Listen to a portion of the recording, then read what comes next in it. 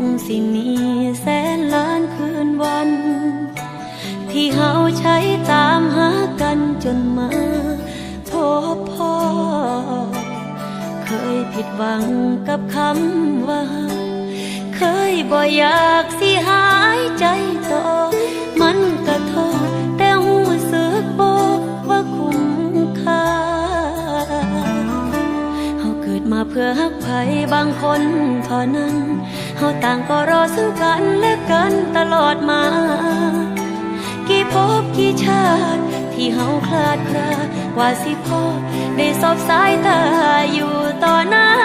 นี้พอกันแล้วบ่อยากให้จากกันไปบ่ว่าเหตุผลใดทั้งนั้นสิฮักกันโดยฮักมันที่สองเฮามีพอกันแล้วขอให้อยู่จากมื้อนี้ไปหอดมือตายกลายเป็นทุลีอยากให้การพอกันเธอนี้เป็นนิรันดร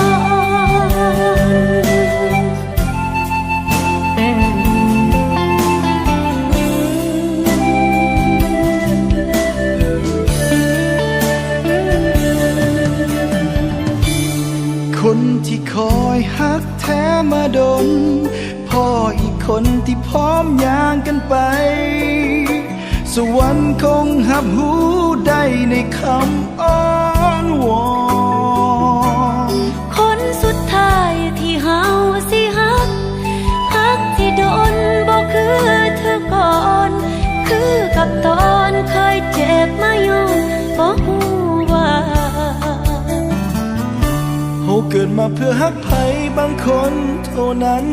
เฮาต่างก็รอซึ่งกันและกันตลอดมากี่ภพกี่ชาติที่เฮาคลาดคลาว่าสิพอได้สบสายตาอยู่ต่อหน้านี้พอกันแล้ว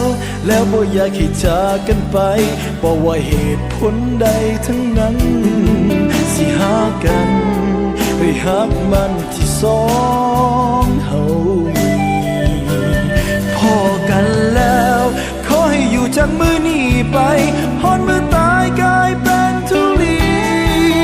อยากให้การพอกันเธอนี้เป็นนิรันดรให้มันเป็นนิรันดร์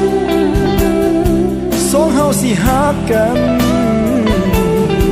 ให้มันเป็นนิรันดร์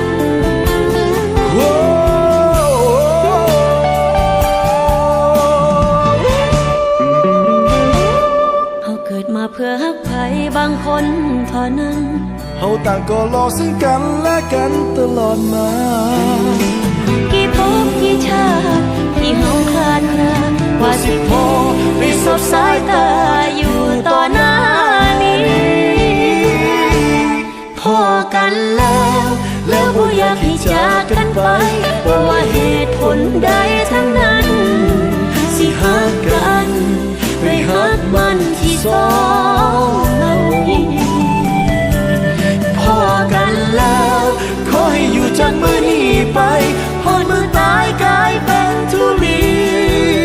อยากให้การพอกันเธอนี้เป็นนิรันดร์